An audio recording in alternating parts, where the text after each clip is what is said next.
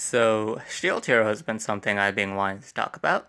What? You never heard of Rising of the Shield, bro? Have you been living under a rock or something? Actually, that's no different to how I live. What? Have you been living a fulfilling life or something? Okay, Shield Hero is a series of isekai light novels that, like most isekai, originate from a web novel. The series has since been adapted into an ongoing manga and anime, both of which have become immensely popular, with the anime having a second and third season already greenlit. And this popularity I thought was well deserved. The series was a relatively fresh take on isekai, and it strayed away from the typical empowerment fantasy associated with the genre. Naofumi isn't the solo-leveling, dual-wielding, cheat-abusing one-man powerhouse like most modern protagonists. He was gifted with support abilities with a lack of offensive capability.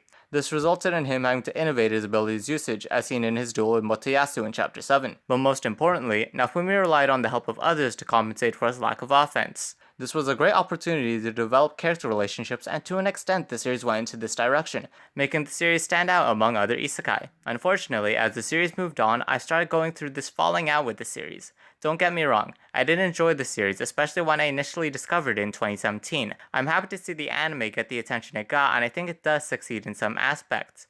But as of now, I've grown dissatisfied with the current state of the story. Before I begin, I must first explain that since this is my experience with the manga, I'll briefly discuss parts of the story that has yet to be animated. But with that said, let us begin. Our protagonist Naofumi was summoned to another world to be one of the prophesied heroes along 3 other young men. They were all gifted abilities similar to that of a video game, as well as unique weaponry called the Holy Weapons, which include the sword, the bow, the spear, and finally the shield. Naofumi was given the Holy Shield, which only grants support abilities which everyone else saw as a weakness. This results in the adventurer and later revealed Princess Mine joining Naofumi's party since no one else did, but she falsely accuses him of assaulting her to steal his funds. As a result, Naofumi becomes ostracized, and out of desperation and bitterness, he buys a slave to join his party. Now this sets up Naofumi's character, a victim of false allegations, which quickly leads to his misanthropic as well as misogynistic worldview. Not to say that Naofumi is a misogynist, he overcomes that side to him quite quickly, but this is the reason to why he specifically bought Raftalia. He wanted to enslave a female. But this also goes into Naofumi's main overarching character development, to be able to trust in others again. And this is important since Naofumi is the only hero who can't fight on his own. He needs allies more than anyone else, and the relationships he forms with other characters is essential. Now with that said, let's go to the supporting cast. As mentioned before, Raftalia is the slave girl who was bought by Naofumi and is the first member included in Naofumi's party. Despite being a slave, Naofumi cares for her. He trains her and they quickly form a close bond. She quickly matures out of her lowly body because of anime logic, and they develop a deeper relationship. It's weird seeing what was once a lowly character become a more mature love interest, especially with this vaginal looking Kim in Chapter 4. I mean seriously, what the hell is this? But the relationship is wholesomely handled quite well. We see Naofumi train her from the ground up while he himself learns to support her physically and emotionally. Raftalia also goes through her own character arc, which you can't say about most light novel heroines. She learns to become an emotional support for Naofumi as he was for her, and she ends up overcoming her past by facing off against her former slave owner. The fact that she is a slave can be a turnoff for some, but it does bring an interesting point of controversy, its portrayal of slavery. Now I don't want to talk a whole lot about this topic since it is a minor part of the plot, but know that Naofumi doesn't treat Raftalia as a slave. He treats her as an equal or a ward in the early chapters. The fact that Naofumi bought a slave and faced little consequence is questionable at the very least, but after a while I just forgot Raftalia was a slave, only remembering when the plot brought it up again. I really don't think that Eneko Usagi was trying to portray slavery in an apologetic light. He even clearly states his intentions in an interview. So say what you will on the subject, but Naofumi and Raftalia's relationship is just too wholesome for me to see in a negative way.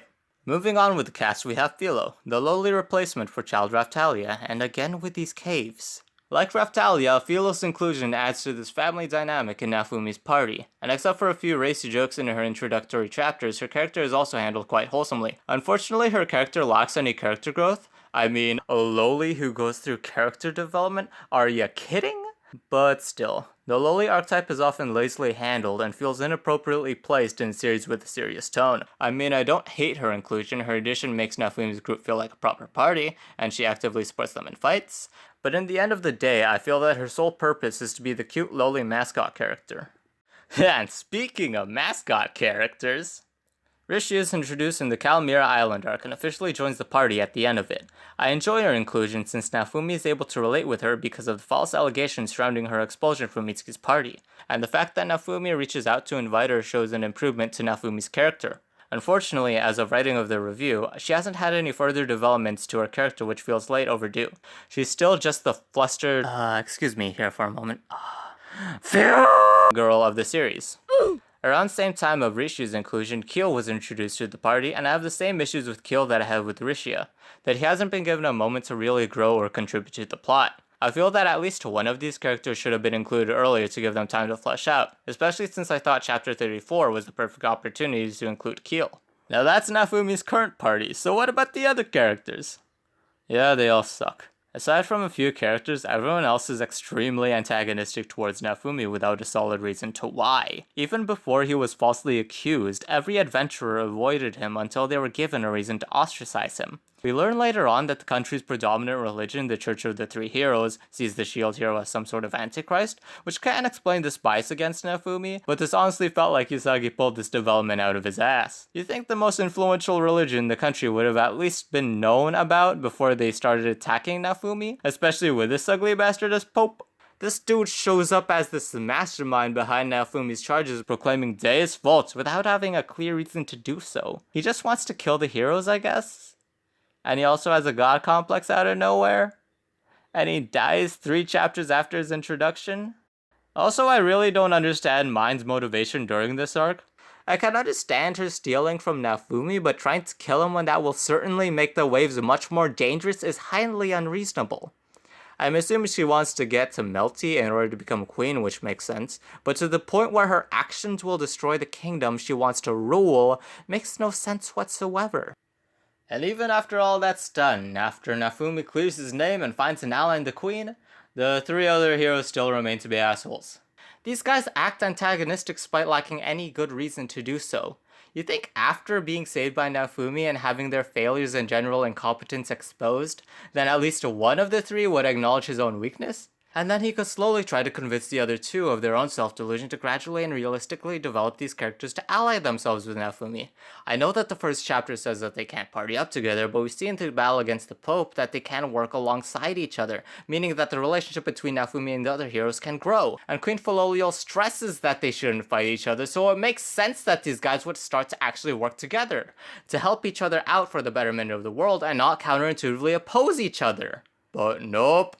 Instead, they constantly accuse Nafumi of hiding some kind of cheat ability because he's strong, I guess? This is when we realize that they never actually contribute to the plot in any meaningful way, and any moment we get a glimpse of them doing something, it's done so with the neglect of the people. For example, in the first wave, they rush into battle and defeat the first boss, but they ignore to evacuate the neighboring village, which Nafumi aids. Because they see this world as a video game, this leads to them not seeing any severity with their actions, which further leads to repeated, reckless, and negligent actions.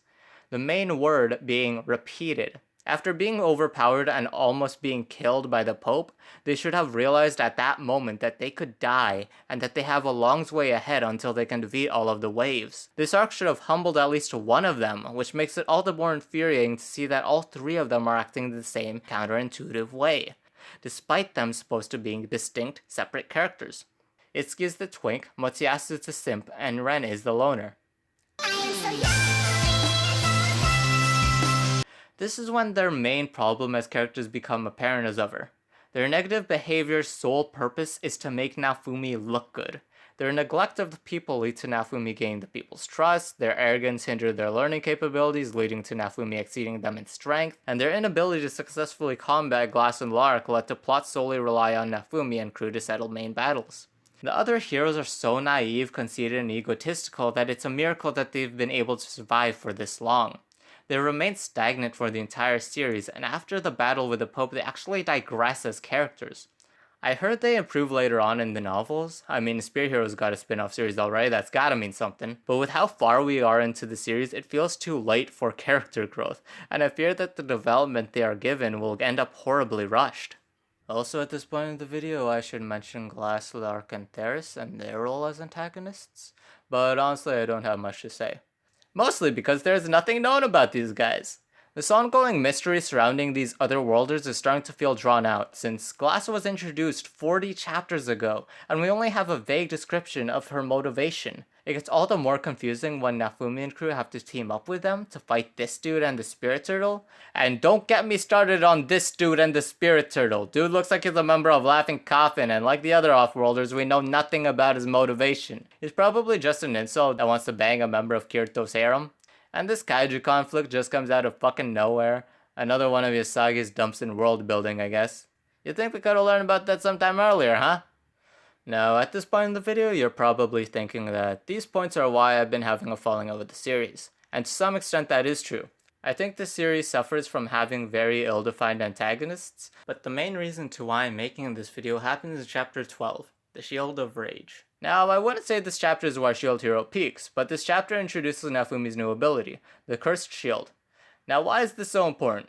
Well, the Cursed Shield, like the other shield forms, give Nafumi different abilities, but unlike the other shields, which grant support buffs, the Cursed Shield gives Nafumi immense power at the cost of it being a risk to Nafumi and those around him. This is ultimately a betrayal of Shield Hero's initial premise, that Nafumi couldn't fight and relied on others to fight with him. Giving him an offensive ability undermines Nafumi's flaws since he can defeat boss characters on his own. Yes, the shield draws power from Nafumi's rage, and it risks Nafumi completely losing control, but I've yet to see any long-standing consequence from its use. We see Nafumi harm Raftalia the first time he unlocks the ability, and he passes out when he uses it to kill the Pope, but I've yet to see anything dire transpire from its use. It teases the thought that the shield is luring Nafumi to the dark side, but Raftalia or Philo is always there to snap him back to reality. Mom Spaghetti. What I'm trying to say is that I don't like the Shield Wrath. It's a horrible cliche and it overshadows the main dynamic that initially drew me into the show, Nafumi's reliance on others and the relationships that ensue. The point that I found the most enjoyment in the series is from Nafumi's peddling chapters, and they illustrate my above-mentioned statement. Nafumi was being pictured as this hero of the people when the other heroes were too preoccupied with their own self-glory.